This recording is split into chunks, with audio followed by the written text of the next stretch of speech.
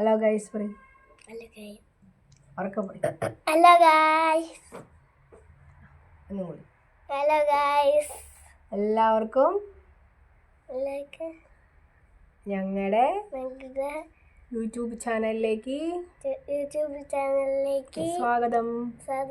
സ്വാഗതം സ്വാഗതം.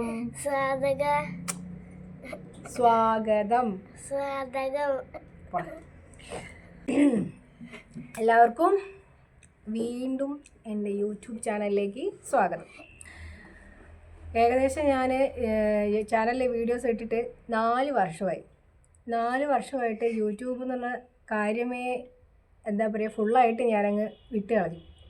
ഓരോരോ തിരക്കുകളായി, മോൻ വലുതായി. 4 കൊല്ലം മുന്നേ എന്ന് പറയുമ്പം അവനിപ്പം 6 വയസ്സ്. അപ്പോൾ 4 കൊല്ലം മുന്നേ എന്ന് പറയുമ്പോൾ അവനൊരു 2 വയസ്സുള്ള സമയത്ത് വീഡിയോ എടുത്ത് തുടങ്ങിയതാണ്. പിന്നെ ഓരോ തിരക്കായി, അവനെ സ്കൂളിൽ ചേർക്കൽ, അങ്ങനെ അടിവിടൽ, അങ്ങനെ സ്കൂളിൽ പോകൽ, അങ്ങനെ ഇങ്ങനെയൊക്കെ ആയിട്ട് ഓരോരോ തിരക്കുകൾ വന്നിട്ടാണ് നമ്മൾ പിന്നെ യൂട്യൂബ് തന്നെ മറന്നുപോയ അവസ്ഥയിലായിരുന്നു. അപ്പോൾ ഒരു 2 ആഴ്ച മുന്നേ മോനുണ്ട് ഫോൺ എടുത്തിട്ട് സ്വന്തമായിട്ട് ക്യാമറയൊക്കെ ഓൺ ചെയ്തിട്ട് ഹലോ ഗൈസ് എന്നൊക്കെ പറഞ്ഞിട്ട് യൂട്യൂബിലൊക്കെ പറയുന്ന കേട്ട് അവൻ അതേപോലെ പറയാൻ തുടങ്ങി. അപ്പോഴാണ് ഞാൻ ചിന്തിച്ചത്, എനിക്കൊരു യൂട്യൂബ് ചാനലൊക്കെ ഉണ്ടായിരുന്നല്ലോ. അപ്പം ഞാനിങ്ങനെ വിചാരിച്ചു, എന്നാൽ അത് രണ്ടാമത് റീസ്റ്റാർട്ട് ചെയ്യാം എന്നൊക്കെ വിചാരിച്ചിട്ടാണ് ഇപ്പം ഞാൻ വന്നിരിക്കുന്നത്. അപ്പോൾ കുറേ കാലത്തിന് ശേഷം, 4 വർഷത്തിന് ശേഷം തുടങ്ങുന്നതായതുകൊണ്ട് എൻ്റെ അന്നത്തെ എന്താ പറയുക ഒക്കെ ഒന്ന് ടോട്ടലായിട്ട് ചേഞ്ച് ചെയ്യാമെന്ന് വിചാരിച്ചു. അന്നത്തെ ചാനലിൻ്റെ പേര് ജാക്സ് വേൾഡ് എന്ന് ഇട്ടിട്ടുണ്ടായിരുന്നു.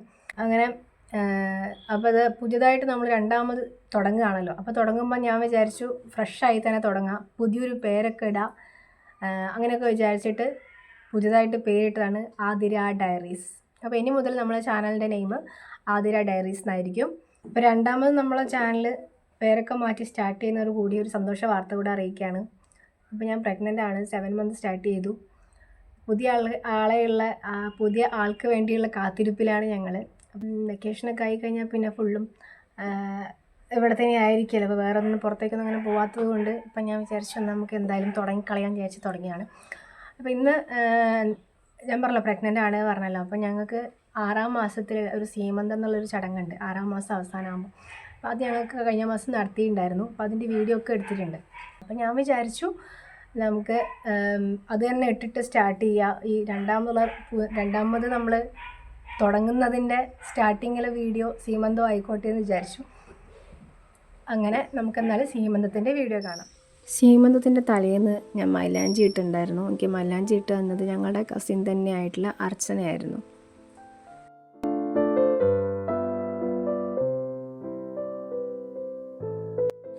സീമന്തത്തിൽ നമ്മൾ ആദ്യം ചെയ്യുന്ന കാര്യം ദാനം കൊടുക്കുക എന്നുള്ള കാര്യമാണ്. ഇവിടെ കാണുന്നത് നമ്മൾ 7 പേർക്ക് ദാനം കൊടുക്കാനുണ്ട്. അപ്പം ദാനം കൊടുക്കുന്ന ഒരു ക്രിയയാണ് നമ്മളിപ്പോൾ കണ്ടുകൊണ്ടിരിക്കുന്നത്.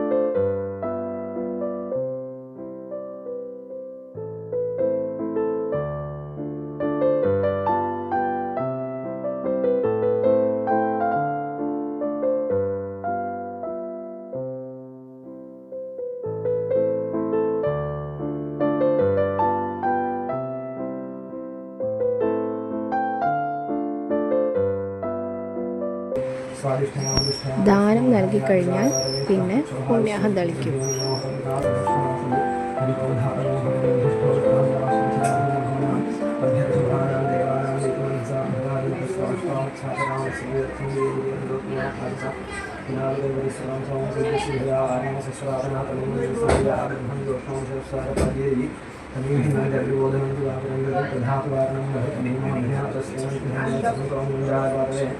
अस्य लिंगोदे स्वास्थ्यानि सुखसुरोधारं हरे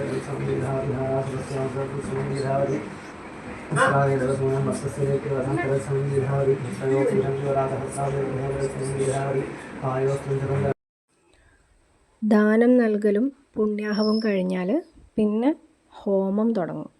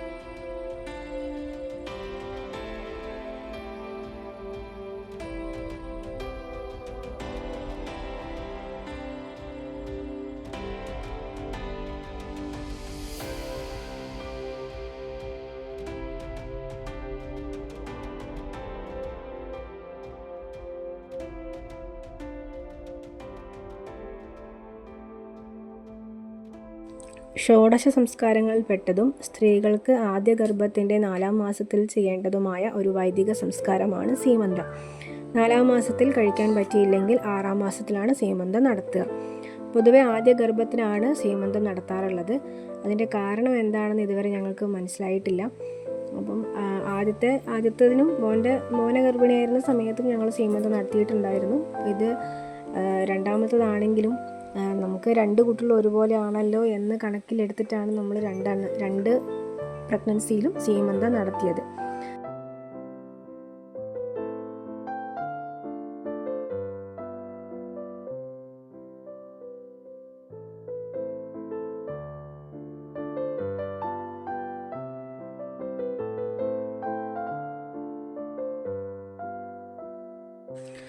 തലമുടി നടുവെ 2ആയി വകയുമ്പോഴുണ്ടാവുന്ന രേഖയാണ് സീമന്തരേഖ എന്ന് പറയുന്നത്.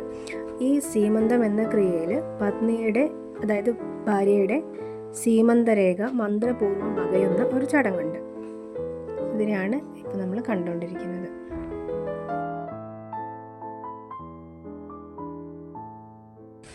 ഷോഡശ സംസ്കാരം എന്ന് വെച്ചാൽ സനാതനധർമ്മത്തിൽ മനുഷ്യജീവിതം പവിത്രവും ശുദ്ധവുമായ രീതിയിൽ മുന്നോട്ട് കൊണ്ടുപോകാൻ വേദങ്ങൾ നിർദ്ദേശിച്ചിരിക്കുന്ന 16 ശുദ്ധീകരണ ചടങ്ങുകളാണ് ഷോഡശ സംസ്കാരങ്ങൾ എന്ന് പറയുന്നത്. ഈ 16 സംസ്കാരങ്ങൾ എന്ന് പറയുന്നത്: 1. ഗർഭാധാനം, പുംസവനം, സീമന്തം, ജാതകർമ്മം, നാമകരണം, നിഷ്ക്രമണം, അന്നപ്രാശനം, ചൂടാകരണം, കർണവേദം, വിദ്യാരംഭം, ഉപനയനം, വേദാരംഭം, ഖേശാന്തം, സമാവർത്തനം, വിവാഹം, അന്ത്യേഷ്ടി. ഇതൊക്കെയാണ് 16 സംസ്കാരങ്ങൾ.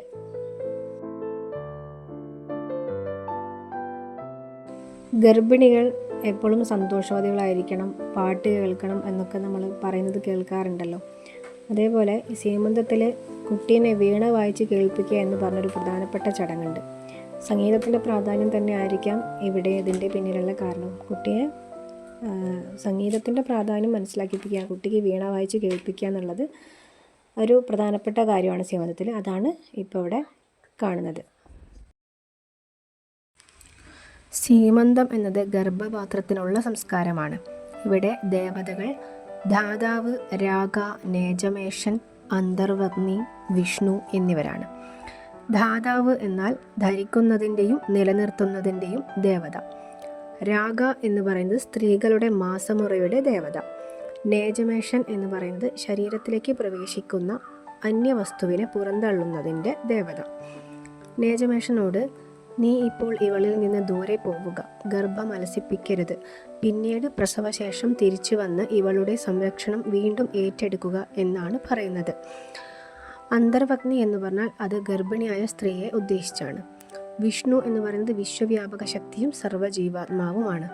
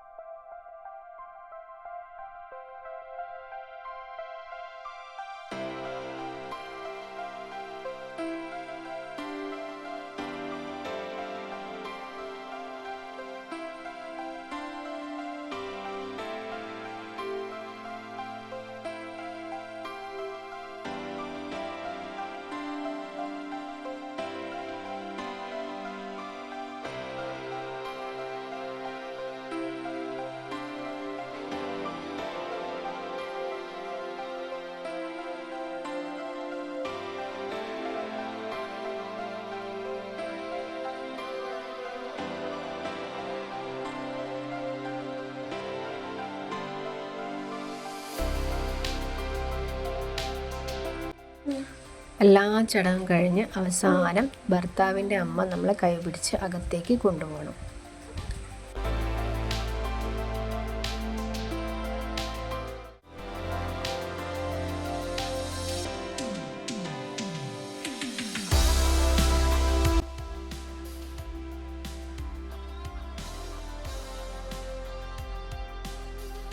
എല്ലാവരും സീമന്തത്തിൻ്റെ വീഡിയോ കണ്ടു, ഇഷ്ടപ്പെട്ടു എന്ന് വിചാരിക്കുന്നു. ഇഷ്ടപ്പെട്ട എല്ലാവരും ലൈക്ക് ചെയ്യുക, കമൻറ്റ് ചെയ്യുക, ഷെയർ ചെയ്യുക. പിന്നെ മറക്കാതെ എല്ലാവരും ചാനൽ സബ്സ്ക്രൈബ് ചെയ്യുക. അപ്പോൾ നമുക്ക് അടുത്ത വീഡിയോ ആയിട്ട് കാണുന്നവരെ ബൈ ബൈ. ബൈ ബൈ പറയും. ചെയ്യുക.